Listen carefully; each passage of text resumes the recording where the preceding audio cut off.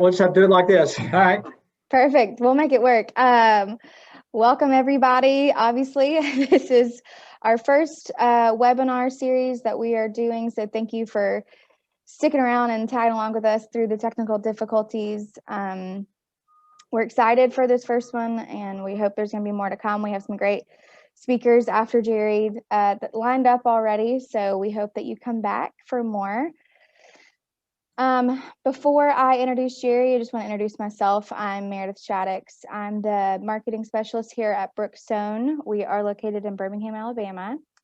And then a little bit about Jerry. He is here with us at Brookstone Restoration. He's been in corporate training for about 35 years.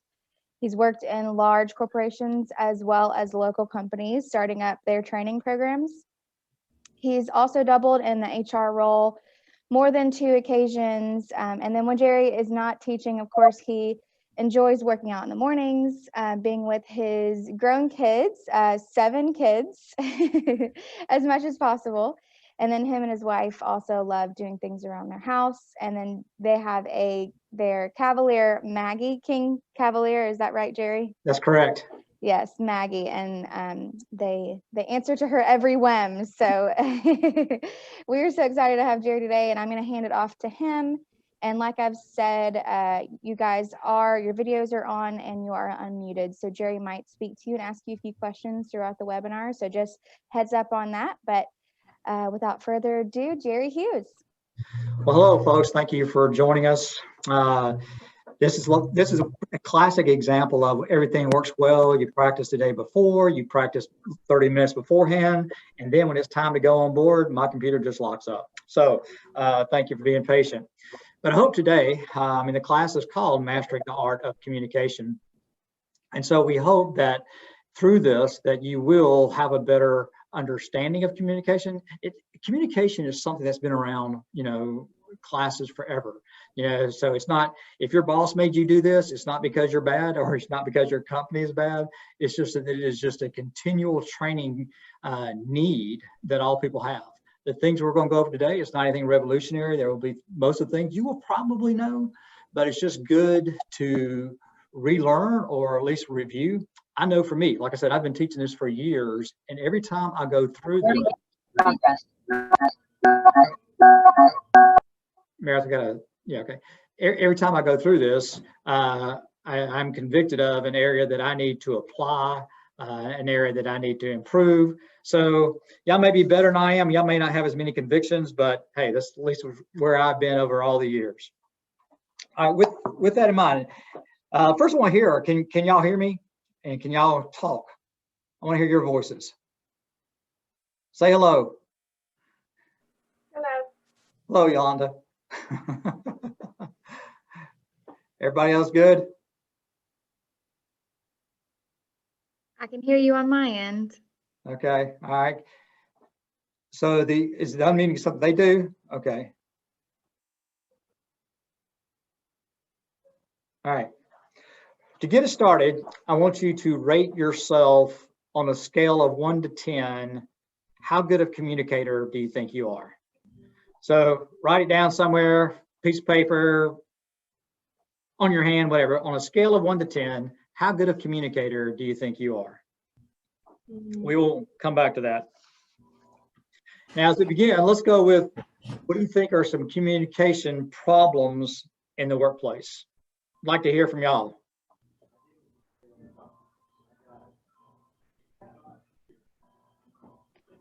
Kelsey, you should be unmuted now. Kelsey was telling me in the chat box that she's having a few issues.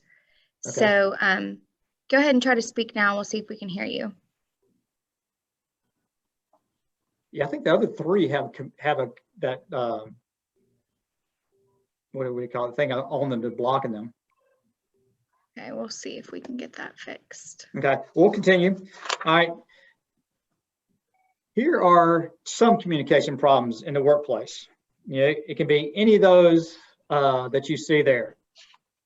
From obviously listening skills we're going to talk about today, the quality of communication, and cultural differences. I mean, that is something that we have to take into account when we are communicating in the business world. I'd also like to share that the concepts that we're going to talk about today first intent is for the business, okay? It's for you to be a better communicator in the business world, but it will also help you be a better communicator with your significant others, with children, with friends, with your dog, whatever the case may be, okay? Hold on, Genesis.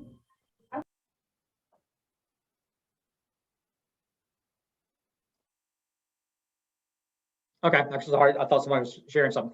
Okay, basically 3 types of communication. Again, what I've shared is that, communication training has been around forever. And so I'm just going to focus on a lot of the basics, but I do welcome you to share any things that y'all have learned.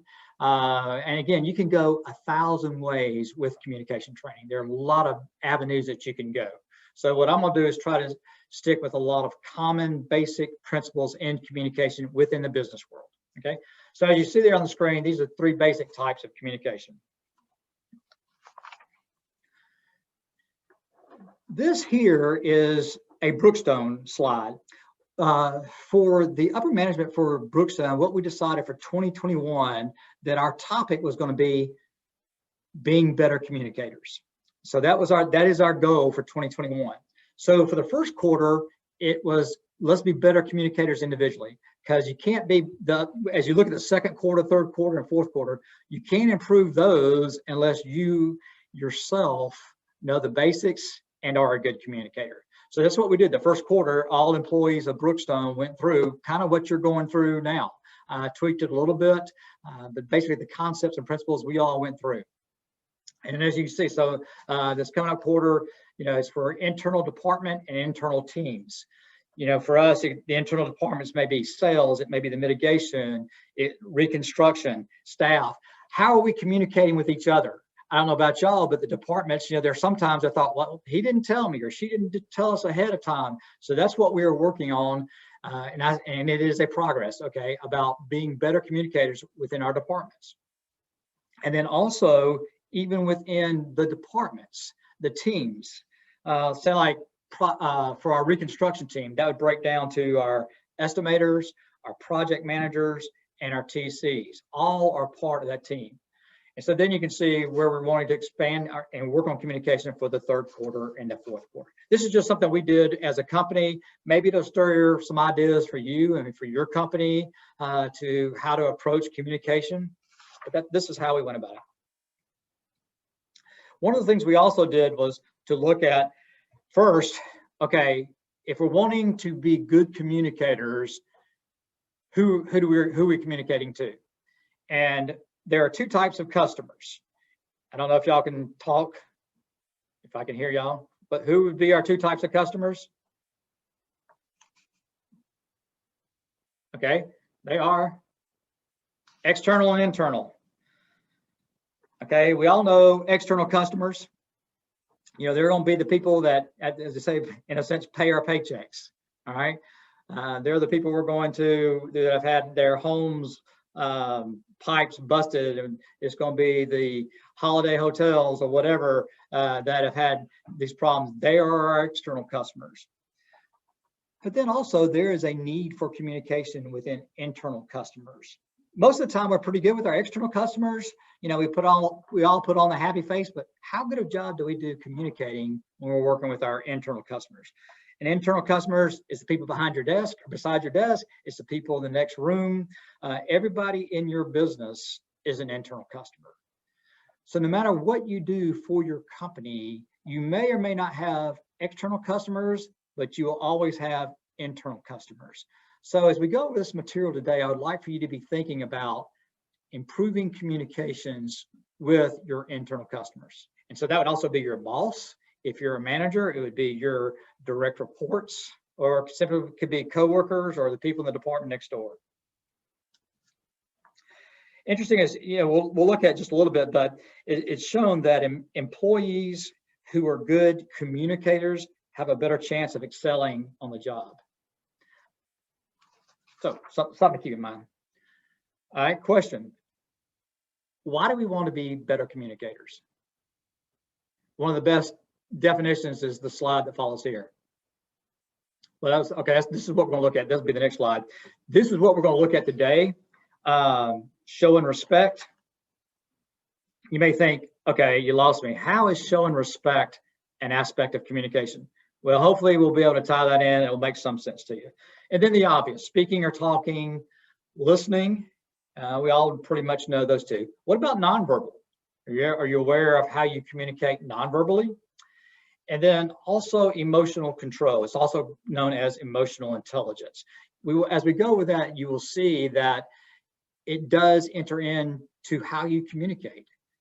So then the last thing we'll hit upon is email and texting. All right, so why communicate? Here. Let you read that.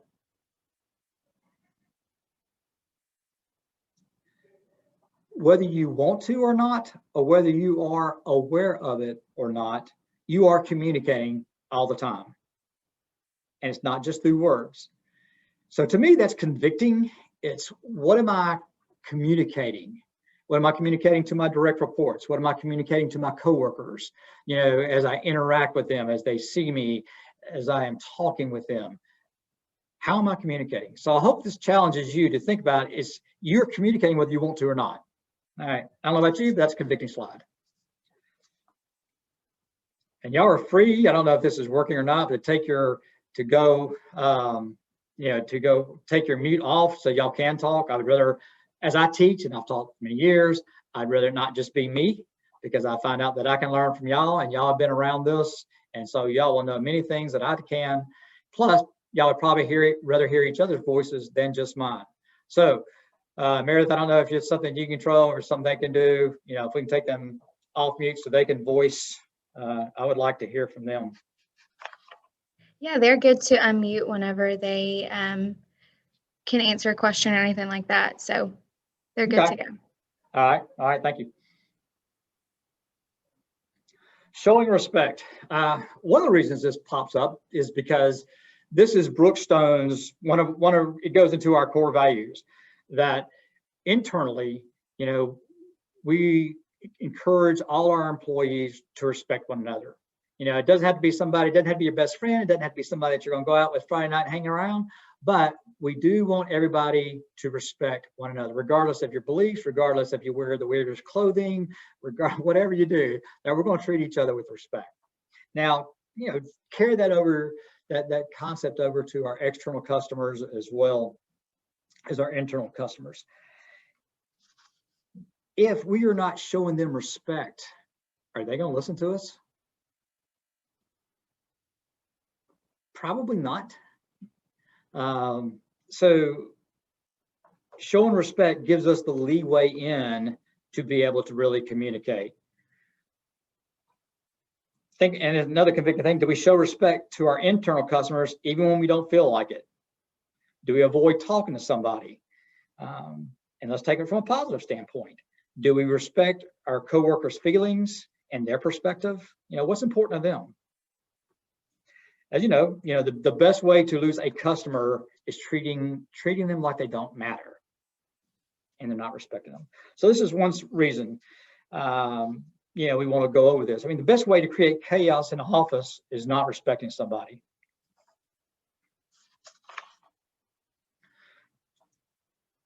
All right, question.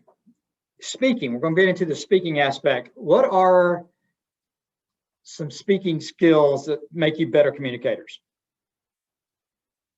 I want to hear from y'all. Eye contact. Eye contact, very good. What else?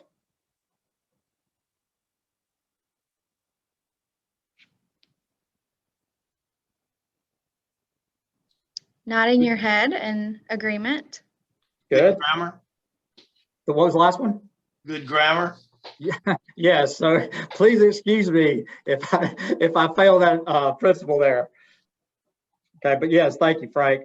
Very good. Before we start on, just again, we're talking speaking more directly, but this is something that just over the years that I've seen and I share with people, that if you're uncomfortable speaking in front of people, it's okay. You're normal. Did you know that the number one fear of people is speaking in public? They fear speaking in public more than they do dying. Okay. That's a freebie. Okay. It's just, I've always thought that it's interesting that, I mean, some people just, their knees shake and they sweat and everything else. So if that's you, I just want you to know you're normal. Okay. Because it is the number one fear. All right. Let's go over a couple of the speaking reminders there. Username. I'm sure you probably have heard this, but the most important thing to a person is their name. You know, whether it's your son, your daughter, or your coworker, and especially your customer, use their name. I mean, you don't want to use it every sentence, okay? But, you know, basically kind of a good guideline to do that is like, if you're talking to them, use it the first of the end communication, maybe in the middle of the communication, and then when ending the communication, use their name. So that's just a guideline there. A couple of fun things. Again, some things just learned. It says, in regards to speaking, it says, make your words sweet. You'll never know when you might have to eat them. Okay. All right. Another one is avoiding inappropriate language. Probably a good guideline here is the grandmother rule. Anybody know the grandmother rule? Basically, it's use your, conduct yourselves like your grandmother is looking over your shoulder. Okay. So it's kind of a good guideline there. So use the words that, especially in the business world, okay? Only use words that your grandmother wouldn't be embarrassed to hear you say. All right. Another thing is consider your timing when you're talking, because, you know, you may be walking into a situation with a customer, you know, where they're upset. You may be walking into a customer, an internal customer that, you know, they have something going on. You know, so always try to be considerate of when you're trying to share something with somebody, because it may not, you may think they're rude or whatever, but it may not be the right timing to talk with them about somebody. And so, okay, how can you know that? Well, we're going to cover that in just a little bit.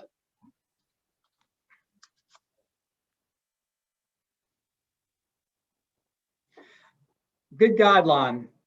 It's for managers, but it's also, I think, for one-on-one with coworkers as well.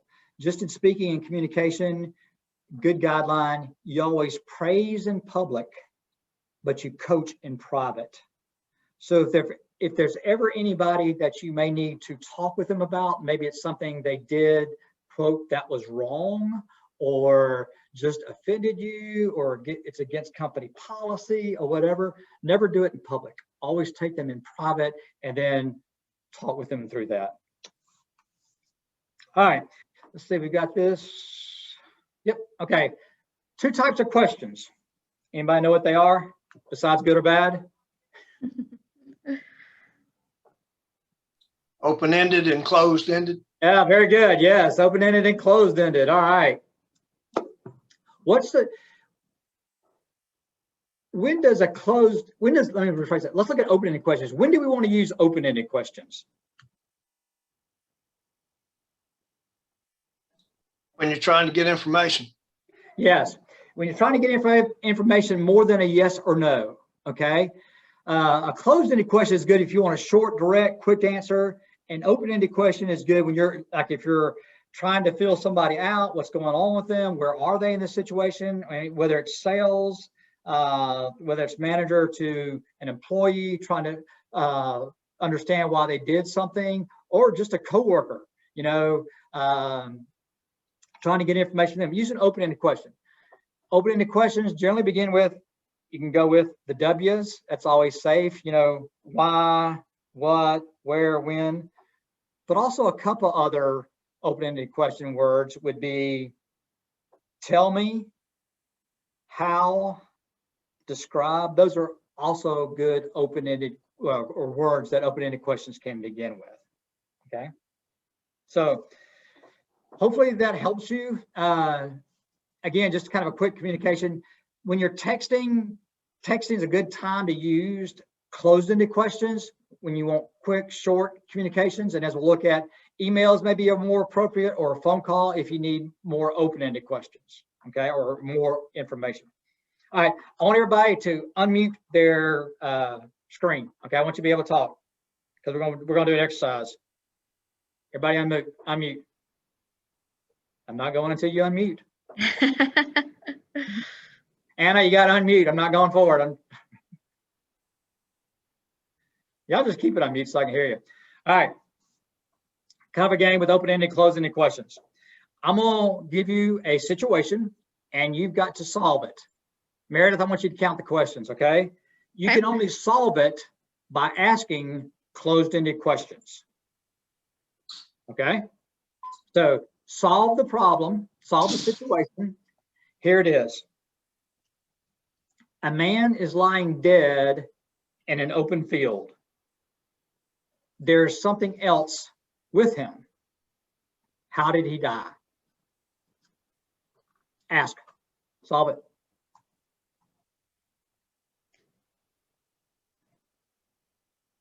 Is he the only person there? Yes. Was he doing a task when he died? Yes. Is there a gun present? No. Is there a weapon present? No. Does there appear to be foul play? No.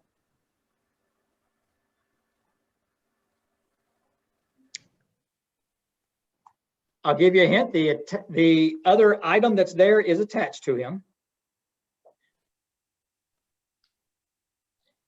Is it an alert button? No. Does it matter where the field is? No.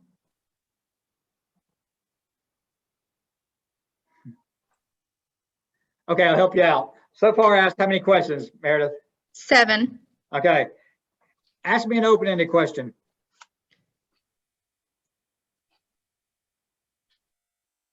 What's your opinion of how he died? Good question. Well, I'll tell you this. The item that he has with him is a parachute. So the parachute didn't open. All right, the purpose of that is to show that when you need information, a lot of information, an open-ended question will allow you to get there a whole lot quicker than a closed-ended question, okay? So thanks for playing along. Let's go to the next part of speaking. All right.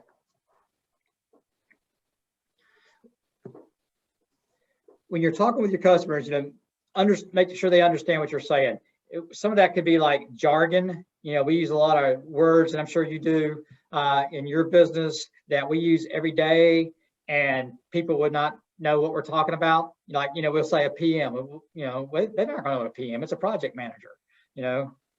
Even our mitigation department, most people don't know what mitigation is. All right. Be careful of the words you use. And then also never assume that your customer knows. The best way to do that is to ask a clarifying question. Clarifying question one would be, did I do a good job of explaining it?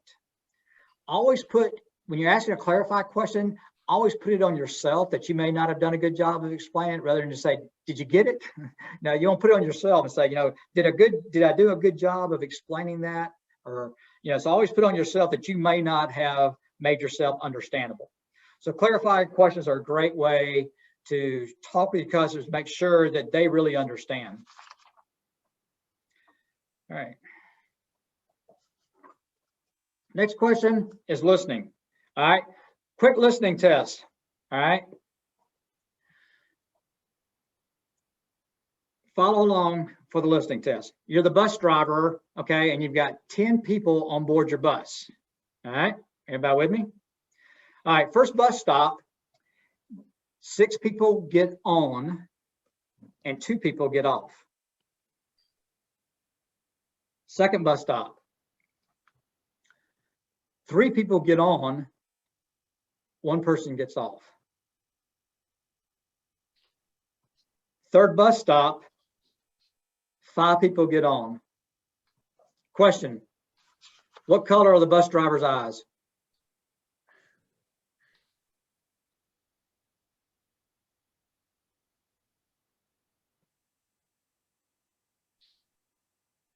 Mine are brown. You know why? First thing I said was, you're the bus driver. Okay. So, Brilliant. So it goes to show that a lot of times we're not that good of listeners as we think we are. Okay, let's look at some aspects of listening. You know, big thing about what makes someone a good listener. First, be an active listener. With an active listener, you're truly listening. We're going to talk about the next thing, hearing versus listening. What's the difference between hearing versus listening? What do you think? You can be hearing someone, but not actually listening to what they're saying. Like you're Absolutely. not really taking in what they're saying. Anybody ever done that? Thank you, Anna. You're exactly right. Okay, and we're going to come back to, Anna, just exactly what you said in the next slide. Okay. Body language, showing somebody that you are listening to them, as y'all shared, the eye-to-eye contact, facing them. Here's another thing. This goes into the active listening. Don't interrupt. Bite your tongue. And I mean that literally. For some reason, well, I'll share that in just a minute, but we're already thinking about what we're going to say ahead of time. Okay. And so we interrupt people with our thoughts and we haven't heard them finish what they're saying. Do you know that survey was taken, and one of the continuing characteristics of CEOs was that they are good listeners. Interesting. You know, there are a lot of other good things, but being a good listener was a common characteristic of CEOs in large businesses. So don't interrupt, bite your tongue, and then ask questions. I know that sounds kind of contradictory, but a question you could ask is, really, tell me more, or why did that happen, whatever. Just short, quick questions to get them to show that you are listening and get them to expand, okay?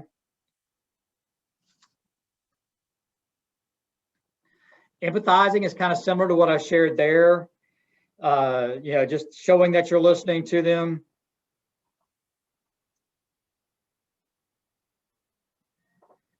Another thing to empathize, understand where you come from. Anything along those lines, just show them that you're listening.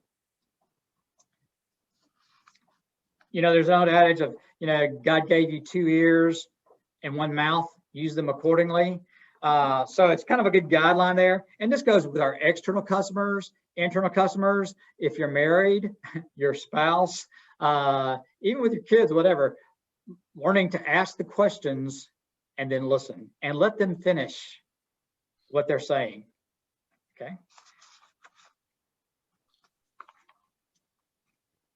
Summarizing what the next steps are. This is interesting that, let me go back once. Go back, see if I can get back. Yeah, summarizing what the next steps are. A great tool to use. This actually came from a suggestion of somebody in my class one time, a salesperson. He said, one of the best things that works for me is going back over my customers and saying, okay, this is where we were at. You're going to do this. I'm going to do this. On this date, I'm going to be getting back to you. And that's a great way to eliminate a lot of miscommunication, is summarizing what the next steps are. So just, again, not my idea, so I can say it's good. All right, gap time. All right. And I believe this kind of goes with what I shared. I said I was going to share with you another slide. This is it. Okay. The average person speaks 125 to 150 words per minute. In Alabama, we might bring that down a little bit. It may hurt that average just a tad. All right. But this is general, okay? This is pretty much America. The interesting fact is here, the brain can process 400 to 800 words per minute. So what does that mean, okay? Our brain can be processing 3 to 4 times faster than the average person can speak. So this creates a gap time for you to be thinking about other things. So as I'm sitting here teaching the class, you can hear me, okay? But you can be thinking about, man, I'm starving. I gotta be going to lunch, or I gotta get home. I've got this to-do list. I've got to. So you can do that. You can be hearing me, but the brain allows you time to be able to do that. So with the aspect of being a good listener, it is really focusing on that person and listening to what they're saying. Okay. So you're saying that we should remove that gap time and really just focus. Is that what you're saying? Well, I would say use the gap time, eliminate the other thoughts that can come up, and totally focus on that customer. Give the Okay. eye contact, hear every word that they are saying. Good question though. And a lot of times, especially even in business, even in marriages and communication and significant others, the problem is lack of communication. If you go to any type of marital conference, whatever, it's always on cover communication. Okay. That's why I shared with you. If you're as you're going through this class, thank you, by the way. But the problem is not you. The problem is not your business. Okay. It is just something that we have to continually work through.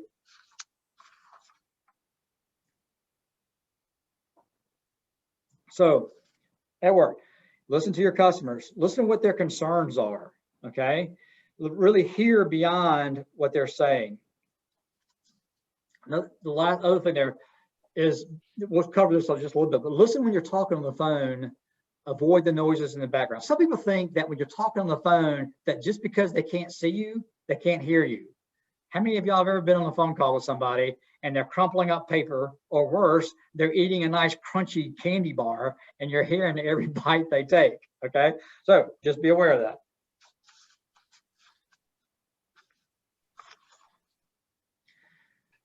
Third aspect of communication, get back here, body language. Question, what's some body language that we use in communicating?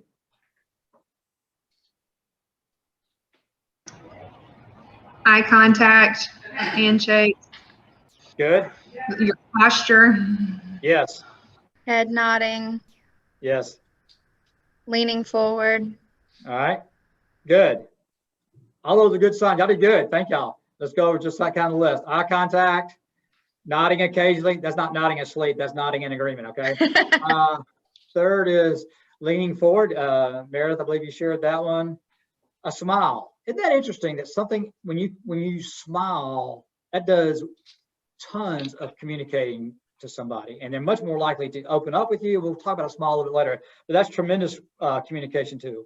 Positioning arms and shoulders, and we'll share this, a little bit. If you're in sales, read the body language of your customer. If they've got their arms crossed and their shoulders turned towards you, probably, they're communicating that they're not interested. So you may need to back up, ask them open-ended question, get them involved. Hands and body positions. And not displaying nervous tics, such as, this would be a nervous tic. I don't know if you can see me or not, but I've got my pen and I'm beating my desk, okay? Some people play with their hair. That's a good thing my age, I don't have to worry about playing with my hair, it's all gone. But, whatever your nervous tics are, just be aware of those, that when you're around somebody, that you're not doing that, as far as body language that could turn somebody off and to show that you're not listening. Okay, now here's a good test, all right? I want you to write this down. How we communicate. I want you to be able to add this up to 100%, okay, of the three components: words, tone of voice, body language. I want you to write down somewhere what you think the percentage of impact is with these three parts, and make it add up to 100%. Did I communicate that well, or are you totally confused? I got it.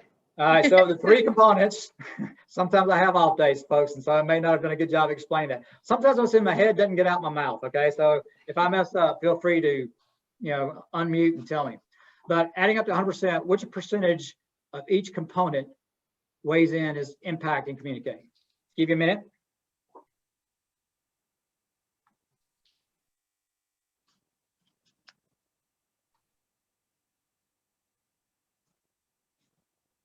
All right, everybody good to go? All right, let's check it out. Only 7% is words.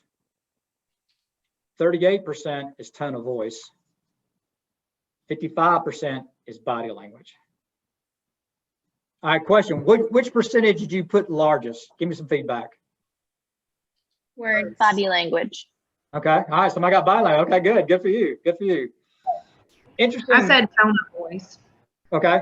So looking at these percentages, what does that tell you? It's really what you're not saying that matters. Yes. Look at that. 93% of communication is not the words that you say. 93%. All right, let me walk through. I use this example a lot of times. Let's say my wife texts me. She says, "How's your day?" I reply, "Great." Hit send. So what's she going to think my day is? She's going to think it's great. That's what I told her, right? All right, now let's say she calls me. Okay, so the first part was words. Now she calls me and she says, "Honey, how's your day?" And I say, "Great." Okay, my words say one thing, but my tone of voice is contradicting. All right, now let's say I get home and my wife and my sweet cavalier Maggie are there to greet me. And they do that, by the way. I don't know why, I'm blessed. All right, but my wife asked me, "Honey, how's your day?" And I have my hands, I'm gonna stand up. I have my hands on my hips, my shoulders turned, and I just go, "Great." All right, so how's she gonna know, or what's she gonna think about my day? Not a good day. Okay, now think about that. My words said I just had a great day, but my tone of voice and my body language contradict that. And every time somebody's gonna go with the tone of voice and the body language. So just be aware of that when you are communicating with everyone that you come in contact with, that your communication is only 7% of your words. All right, and everything else is tone of voice and your body language. And that's with customers, it's with sales, it's with coworkers, it's with your boss, Meredith, it's with, I've got to remember that when I'm talking with my boss. So, all right, I just think that's it. So what, I mean, how does that impact? I mean, it's face-to-face with external customers, just as we shared. It worked, I mean, with answering telephones, we need to consider that with texting, emails. With that also, okay, I just heard this. I just added something else today. Again, I've taught this for years, but I'm always adding something. I was hearing as I was coming into work today, somebody was talking about, actually it's a pastor, he's talking about subtle communication. He was talking about like movies, things like that, how they always have a subtle communication. All right, let's place that. I mean, because movies or whatever may always have an underlying thing. Think about that with our coworkers or our customers or our salespeople, that a lot of times their words may say something, okay, but there's an underlying thing there, okay, underlying communication. How do we get that out? We get it out by being good listeners, asking good questions, and reading their body language, okay? Another thought for the day, okay? All right, so I'm looking at my watch, it's 10 till 1. Meredith, what time do I need to be finished? Around 1 o'clock. I will be through at 1 o'clock, Lord willing. One of the many things that I have learned, and a lot of times it's the bad thing, that regardless of where you are, if you ever teach a class, always end on time, okay? Because if you don't, they will turn you off. So I promise we may not get through everything, and if we don't, Meredith, who's great with all this, she will be able to send you the video, and I will be glad to send you the PowerPoints, okay? All right, let's move to the next aspect of communicating in business, and that is communicating via the phone, all right?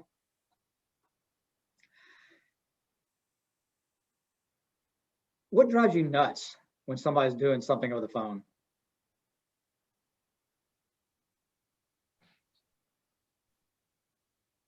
When they put you on speaker and you can hear their background noise. That's good. Good. When I'm talking to them and then I realize there's another person that's been listening to the call the whole time. Oops. Yeah, that's good. All right. Or when they're trying to have a conversation with you and someone else at the same time who might be in them. That's a good one. Good. I like your ideas. Like I said, I always learn from y'all, so thanks for sharing. Here's just a couple. I mean, these are not, it's not the Bible, so it's not concrete. You can always add, subtract anything from that I share, okay?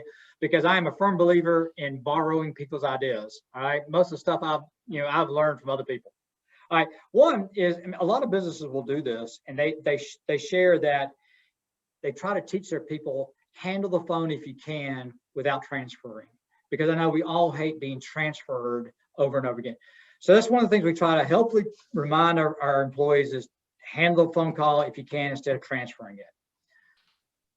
The respect we enter in here, remember the tone of voice, because you can hear the tone of voice over the telephone. Background noises, as some of y'all shared. Use the listening skills. Ending the phone call. Okay, I know you're gonna think, what in the world is that for?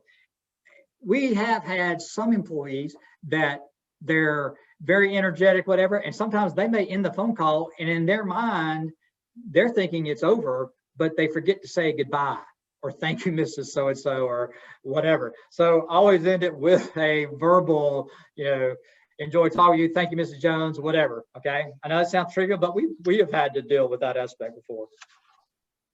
Okay. Another aspect that you may not have thought, but just learning communication, and that's communicating and diffusing an upset customer, okay? Just some aspects that enter in, and I want y'all to share some as we go along if I did not if I did not share these. But one of the best ways to diffuse a customer is, again, giving them that eye contact. Again, it all goes into body language. Giving them that eye contact, facing them, showing them that you're interested. Again, also using their name, okay? Again, we're showing that personal attachment there. Again, also a smile. You know, have you ever thought it's hard to be mad at somebody when they're smiling? I don't know, that's not saying it can't be done, but a smile does help to diffuse somebody that's upset. And again, the next thing I share was something somebody shared with me as well. Use a low, dull tone of voice. You know, if they're upset and they're screaming or whatever, don't equal that, but come down and just use kind of a low, dull tone that I'm talking with you now. That tends to help them diffuse, okay? Another thing that you can do is show that you're interested, to show that they are special, that you're listening to them, is, you know, paraphrase, repeat what they said. So, Mrs. Jones, what seems to be bothering you is this, okay? Or, you know, our company didn't follow up on this, is that right? So again, you're empathizing with them, okay? It's kind of the same thing as we said, empathizing, following up the question. Please tell me what happened to that. Another one is offer an alternative and a choice. Okay, well, Miss Jones, what if we did this? You know, which day would be good for you? Would it be Tuesday or Wednesday? So question, by giving them a choice, how does it make them feel? Like they're in control of the situation. Absolutely, absolutely. By giving them a choice, yeah, just what you shared, Anna. Well said, well said. And this is another diffusing aspect. I don't know if anybody ever heard of the feel felt. It was a tool I learned a long time ago. If you did, you automatically passed the course, okay? It was a tool that I used, I didn't use it, I was taught that during a conversation with a customer, if they're upset, you can share something such as, I understand how you feel, Mrs. Jones. I would have felt the same way. So thus feel, felt. I understand how you feel. I would have felt the same way. Or it could be, you know, I understand how you feel. Other customers would have felt the exact same way. You know, however you want to do that, but just saying the feel and the felt, it's a great way of empathizing with people. Okay. Can I say something super quick? Please. So in sales, I learned the feel, felt, found. So, yes. Hey, I understand you feel this way. I would have felt the same way too, but what I found is, and then offering a solution so that you can relate to their pain, but also provide a solution for it. Is that Macy? Is that you, Sharon? Yes. All right, Macy, you pass automatically. Yeah, that was the whole thing, the feel, felt, found. But when I was teaching this to our people, the found didn't seem as applicable for us. So I just went with the feel, felt. Yes, but kudos to you. Gotcha. Kudos to you, Macy, for the feel, felt, found. Yes, absolutely. Good job. All right, so let's go now, because I have like 4 or 5 minutes. I'm gonna hit quickly on emotional intelligence. It can also be known as emotional control, but you probably heard it to emotional intelligence. And I like to approach it from the standpoint of more of that we don't enter into that. Okay. These are just some symptoms. It could be anger. It can be frustration. As you see, I'll let you read. You're all in. Read well. Okay, any of these can be emotional outbursts or factors of emotional control. So to communicate effectively, you have to be in control of your emotions. I mean, think about that. How many of you, my hand's raised, how many of you have totally blown it, okay, when you got upset with something, and you reacted out of an emotion and you either screwed something up or you have to go back to your wife or dog and children and say, look, I'm sorry, I screwed up, whatever. So that's what we want to try to do, is eliminate as much of those things that we want to take back. And we're all human. We're all going to do that. Okay. But what I want to do is hopefully offer some alternatives for you so that we don't go down that road as often as we would, end up doing. But feelings do play a big part in communication. So let's look at this aspect. Some safeguards. The first three kind of say the same thing.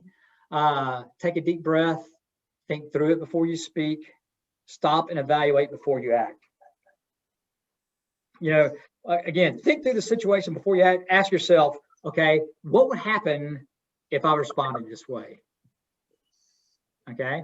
And we're not going to have time for email, but something somebody taught me in email is that if somebody, you got a nasty email or whatever, or somebody was mean to you, you want to just email them and just say things you wouldn't say in church on Sunday, type it, read it, and then delete it. Okay. Never send anything out of anger because you will always regret it. Evaluate, what would happen if I said this? Okay. Always think ahead of time, think through it, take a deep breath. These are just some guidelines. If y'all have any more, please feel free to share what helps you as we go along. Find something positive about the situation. Focus how to improve the situation. Here's one, I think, credit them with something positive. They said, well, they may not be your favorite person on earth that day, but try to find something they said which is credible. Ms. Jones, that is true. We should not have done that. You are correct. Okay. The last thing is, in the worst case, be professional and just excuse yourself. If you feel the emotions and you feel like if I respond, it's not going to be pretty, just say, Ms. Jones, let me get back with you on that. Or when I get back to my office, I will call you. Or if it's a coworker, let me follow through that. I'll get back with you later on today. It's better to walk away from it than to have said something that you'll always regret.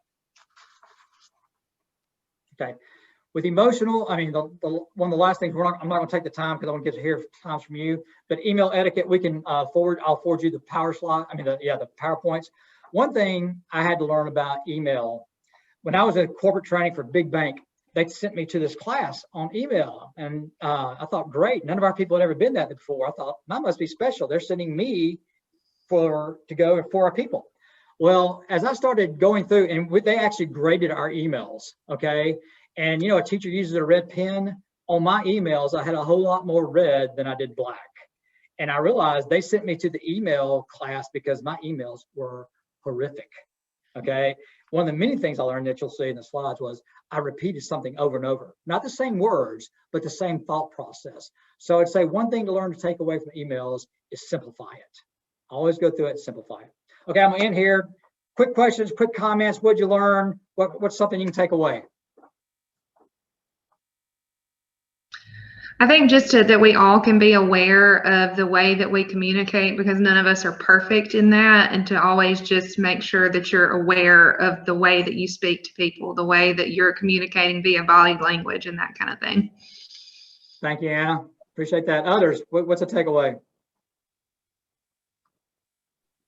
I think really taking into account that hearing is just hearing about 7% words, and listening is absorbing the tone and body language too, the rest of that 93%.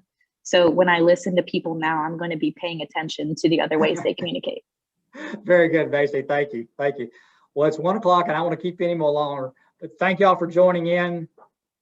And contact, I think I said contact Meredith, or they contact me, either one. Meredith can send you the video and I will send you the PowerPoints. But, you know, I hope this helps you not only in business, but in all aspects of communication.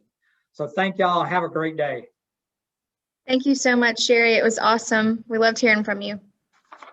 Y'all have a good one.